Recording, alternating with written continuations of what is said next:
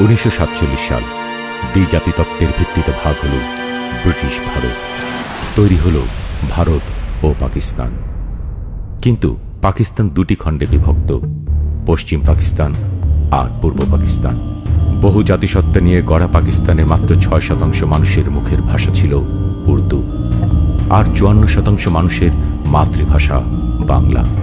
কিন্তু তারপরও 1948 সালে রেসকোর্স ময়দানে মোহাম্মদ আলী জিন্না ঘোষণা দেন উর্দুই হবে পাকিস্তানের একমাত্র রাষ্ট্রভাষা। এতে ক্ষোভে ফেটে পড়ে পূর্ব পাকিস্তানের সাধারণ জনগণ। বাংলা ভাষার সমমর্যাদার দাবিতে উত্তাল হয়ে ওঠে পূর্ব বাংলার রাজপথ।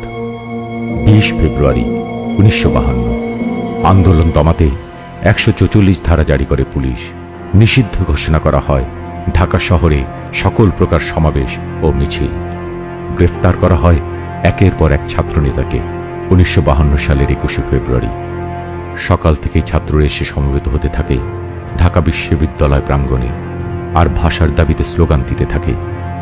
কিছুক্ষণের মধ্যেই ছাত্ররা 144 ধারা ভেঙে রাষ্ট্রভাষা বাংলার দাবি নিয়ে পূর্ব বাংলা আইন পরিষদের দিকে রওনা হয়।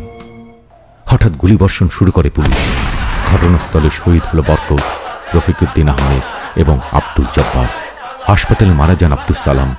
ওহিউল্লাহ নামে 9 বছরের এক শিশু শহীদ হয় পুলিশের গুলিতে। পুলিশের সাথে ছাত্রদের সংঘর্ষ চলতে থাকে। অন্যদিকে ছাত্রদের মিছিলে গুলিবর্ষণের ঘটনা ঢাকায় ছড়িয়ে পড়লে হাজার হাজার সাধারণ জনতা ঢাকা মেডিকেলের সামনে জড়ো হতে থাকে। টলে উঠে পাকিস্তানের কেন্দ্রীয় সরকার। জনরোষ গণ আন্দোলনের মুখে 1956 সালে সংবিধানে বাংলা ভাষাকে পাকিস্তানের অন্যতম রাষ্ট্রভাষার স্বীকৃতি দিতে বাধ্য হয় তারা। পৃথিবীর একমাত্র আমরাই জীবন দিয়েছি মাতৃভাষার দাবিতে।